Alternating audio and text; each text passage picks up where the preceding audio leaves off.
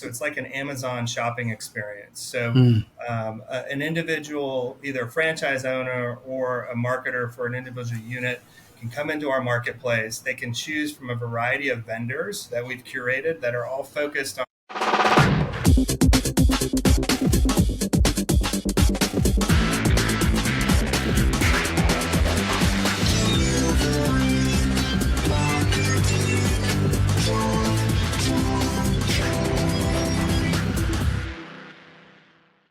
Hey there, and welcome to a brand new episode of Delivering Marketing Joy. I am your host, Kirby Hassman, and joining me today is a brand new rock star. He's the co-founder and CMO of Loma. He's an expert in driving last-mile success for multi-unit enterprise brands through locally relevant advertising. Brett Campbell, thanks so much for joining me, man. Thanks for having me, Kirby. Absolutely. So I want to dive right in. I've seen you talk about community marketing. So can you set the stage for this? What is community marketing? Yeah, community marketing is where brands, multi-unit brands, or any brand really, can really focus on driving awareness inside of their community. So in their local trade area, also called local store marketing in some vernacular, but I like the idea of calling it more so community marketing, just for that true sense of integrating into the community, integrating into schools, integrating into businesses where people work around your location. And, there's so many brands out there that are fighting for awareness and share a stomach, and to really separate yourself and really integrate and provide value to your community can really help build your brand image, but also drive traffic. Yeah, I love that. And, it's funny, you were talking about multi-unit. So whether that's franchises or multi-unit stores, I totally buy into that. That's something that we work at Hassman Marketing. So I think that makes a ton of sense. So what are some mistakes you see organizations making when telling their stories or marketing themselves? I think a lot of times they forget who their customers are and where they live. And kind of going back to this community marketing notion where people are living and working right around these locations. And so you really do have to talk to them where they live and in the voice of their day-to-day life. And I think a lot of times brands really market themselves at one level and don't go deeper into the individualistic type of opportunities that can happen from one location to another location. And that's where local store marketing or community marketing can really differentiate. So for those listening to this, certainly I've got a lot of entrepreneurs, a lot of marketers listening to this, B2B, that sort of thing. Can you give an example of what community marketing might look like? Yeah, so we actually at Loma have built a platform to help multi-unit brands execute community marketing. We're focused inside. We've created a marketplace that has a variety of different vendors that are in the marketplace. So it's like an Amazon shopping experience. So an individual, either a franchise owner or a marketer for an individual unit, can come into our marketplace. They can choose from a variety of vendors that we've curated that are all focused on community types of tactics. So phone calls into schools or phone calls into churches to introduce your business and provide offers. We have a vendor that actually sends out tangible flyers into businesses and into schools that can be given to each individual person that can drive transactions into the location. These flyers can be given to schools and they can be given to students as rewards for their good behavior, and then they come back in. So all these types of vendors that we've curated in our marketplace. So it makes it very easy for someone who's not a marketer but owns a business to be able to come into our platform, shop our marketplace, find the right type of community tactic that would be relevant for them, place an order, and then we actually push that order directly to the vendor.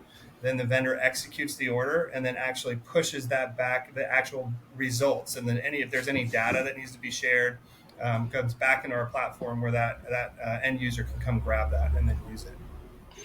That's super interesting. So I've heard you talk about like an operating system for marketers. I guess sort of two-pronged question. A, why do we need an operating system for marketers? And I guess second part is that sort of what you're talking about here?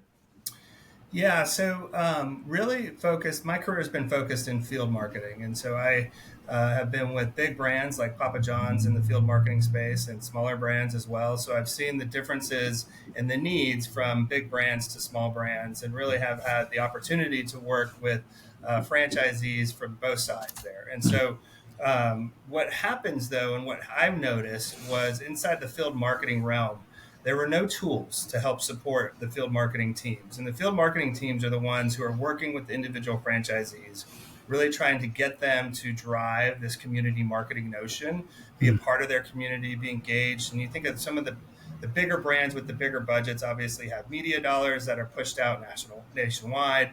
You've got maybe some local market executions that are happening market wide.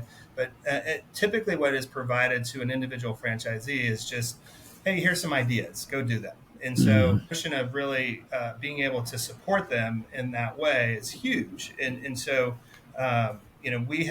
we've created this opportunity on purpose. And what happens inside the field marketing realm is you think of tools inside of marketing, right? You've got different levels of marketing or different divisions of marketing. Let's say your creative team is working with Asana on a project management tool to help keep them organized, or your loyalty team is working with maybe Punch from a loyalty platform perspective.